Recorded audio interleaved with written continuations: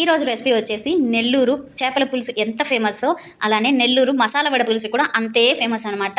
మా side recipes చాలా సింపుల్గా చాలా ఫాస్ట్గా చేసేస్తూ ఉంటారు. అలానే టేస్ట్కి మాత్రం మాత్రం తీసిపోదనమాట, అంత బాగుంటుంది. అది కూడా ఈ పులుసు మా అమ్మ చేస్తుంది. ఎలా చేసేయాలి ఇంకా ప్రాసెస్ చూసేద్దాం. ఒకసారి చూద్దాం. చూసారు కదా, కొంచెం మగ్గాలి.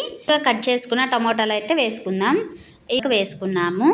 ఇప్పుడు ముందు మనం ఒక నిమ్మకాయ సైజ్ అంత చింతపండు నానబెట్టి ఉడుకుతున్నాయో చూసారు. ఇందాక వేసేటప్పుడు ఎలా ఉన్నాయి, ఇప్పుడు ఎలా ఉన్నాయి, మీకు చేంజ్ అయితే కనిపిస్తుందని అనుకుంటున్నాను. ఇదే అనమాట మా అమ్మ చేసిన మసాలా వడ పులుసు, చాలా బాగుంటుంది. నెల్లూరులో ఫేమస్ అంటే చేపల పులుసు తర్వాత ఏంటి అంటే మసాలా వడ పులుసు అని అయితే చెప్పచ్చు. ఫుల్ రెసిపీ వీడియో అయితే నా ప్రొఫైల్ కింద ట్యాగ్ చేసేసాను, వెళ్ళి చూసేయండి.